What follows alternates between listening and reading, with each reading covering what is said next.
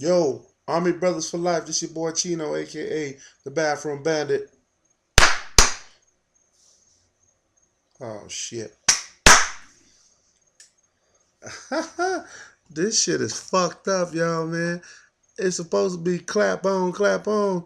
I clapped 4 times and I was only supposed to clap twice. Oh shit. Well, hey man, it worked. It's on. Look at my little ghetto ass tree back there. No ornaments, just a bunch of blinking lights. Check this out, man. This week I didn't do so good in my predictions, man. I was 3 out of 6, so I got half right, half wrong. Let me start off with the ones I got wrong. Well, one of the ones I got wrong. It was my matchup versus I squat when I pee. And I'm telling you, man, this was one of those matchups that's just boring all the way around. Um, I joked around with Enrique, man. Enrique said, man, the first one to 100 wins. And he was right. Because he got 108 and I got 96. And he won with 108 points. Um, Listen, he wasn't going to beat nobody else this week. So it was a good thing he matched up against me because he would have took a loss this week too. Um, Basically, I had no players that scored 20 points. None. I had one, two, three, four guys that scored in single digits, and the highest score on my in my starting lineup gave me 19 points. 96 is my worst score I ever put up this year. I squat when I pee. Amari Cooper pulled it out for you with 25 points, and the Browns had 21 points. And those two players actually made the difference in this game. Huge performances by those two players, and you were able to pull it out, improving your record to 7-5, and my record dropped to 10-2. Next matchup, I got this shit wrong too, man. The Chosen One versus Team Prankster. Chosen One, I thought you was gonna pull it out. You had the guys on your team to beat Team Prankster. But Team Prankster's team showed up to play. Sanders had 22. Benjamin had 26. The Jets defense had 26. Carson Palmer put up 21. Even TJ Yeldon put in 14 points. And, Anquan Bolden, old ass, gave him 17. On the other side, the Chosen One had a bunch of dudes who act like they didn't want to play. Danny Woodhead gave him 9 points. Woodhead don't even got no competition in the backfield, really. Melvin Gordon ain't shit. Shit, Woodhead's supposed to have more than 9 points. Stephon Diggs only 7. Demarius Thomas only 5. Oh man, guess what? The Chosen One, you pretty much knocked yourself out of playoff contention, man. You dropped to 6-6. Team Princeton, you improved to 6-6. Next matchup, Bad Boys versus Seagull Street. Memphis Bad Boys. I predicted this one right. I got Memphis Bad Boys winning, and they crushed Seagull Street. I think Seagull Street, it looked like he tried to set his lineup. He's just not good at setting his lineup. Yeah, he tried to set his lineup because he had the right guys in there. Jonathan Stewart only gave him 9. Frank Gore gave him 5. Alan Hearns got hurt and gave him 9. Muhammad Sanu, okay, that's 1, and Jason Witten 7. So he had 5 guys right there with single digits. Smitty only had 1 player the whole game with single digits, and that was his tight end Ebron. And he had 1, 2, 3, 4 guys scoring 20 or more. So Smitty, you improved to 8-4, and Single Street, you dropped to 3-9. Smitty, you officially in the playoffs. Next matchup, we got I-10 Haulers versus Jack and Jokers.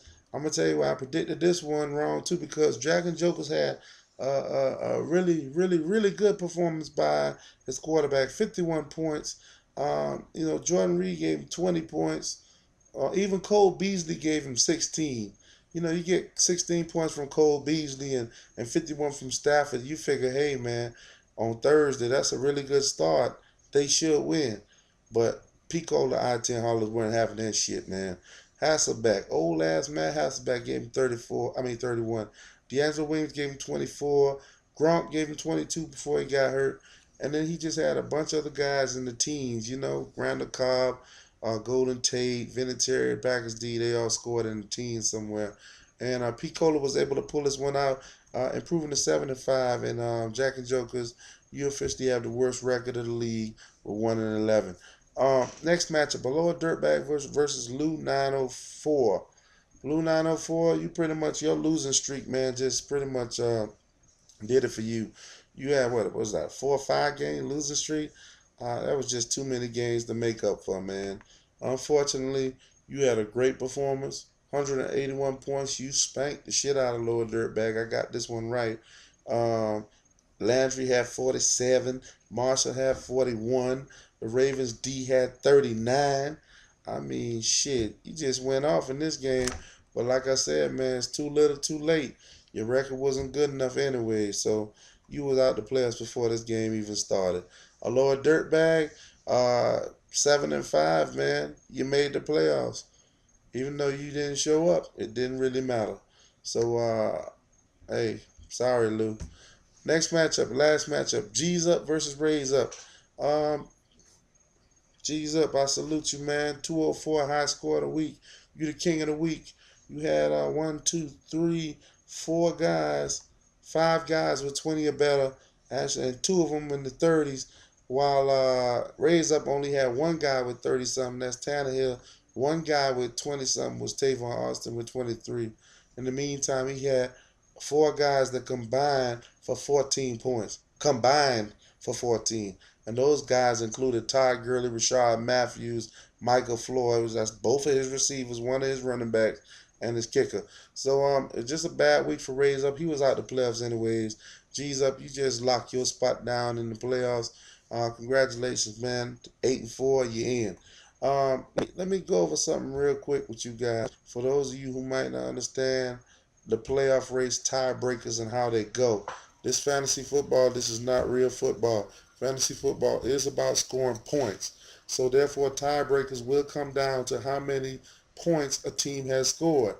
All right? It's only fair. If you want to know which team is a better team, then you gotta weigh that on a scale of scoring points. It ain't about no division wins. It ain't about no head-to-head matchups. All that shit is luck. But when you look at a team's points and how many points they put up throughout the year, that tells you how good that team really is. So when it comes to the tiebreakers, you're gonna have the points, total points is your tiebreaker, is your ultimate tiebreaker. As it stands right now, Bathroom Bandits has a Y next to his name, meaning that I won my division officially, and I got a first week bye. Memphis Bad Boys and G's Up, you both have X's next to your names, meaning you have officially clinched your playoff berth. There's no way possible for you guys not to make the playoffs. A Lower Dirtbag, I Squat When I Pee, and P. Cola I-10 Haulers. All 3 of you guys will finish off the bottom 3 of the 6 guys that make the playoffs for the 7-5 record. You got two teams, Team Princeton and the Chosen One, who are trying to get into one of those 2 slots. In order for them to do that, 2 of you guys have to lose, and it has to be 2 guys on the lower end of the scoring scale, because basically a Lower Dirtbag is the leader with 1837. Prankster has 1692, and the Chosen One has 1589. To be honest with you, the Chosen One, even if you win and those guys lose, you don't have enough points to make it. Team Prankster, you will have to have a game where you outscore those 3 guys by like 100, 125, 30 points, something like that. And one of them will have to lose. So it's a very slim chance of you getting in there, but that slim chance is like 20-1. Okay? Basically, the standings now are pretty much how they look like they'll be. Bathroom Bandits, Memphis Bad Boys, 717 G's Up, A Lower Dirtbag, I Squat When I Pee, P. Cola I-10 Haulers. Memphis Bad Boys and A Lower Dirtbag and P. Cola I-10 Haulers are still, but actually it's the same situation with them as far as the division championship and getting the first week bye. Memphis Bad Boys is so far ahead of you guys in points. Well, A Lower Dirtbag still got a chance. Pico I-10 Haulers, you don't. So if A Lower Dirtbag wins, Memphis Bad Boys loses, then A Lower Dirtbag will win the division. If Memphis Bad Boys wins, there's no chance. He will clinch the division. Hey, good luck everybody in week 13, man. I'll see you motherfuckers on Friday. Bandits, run this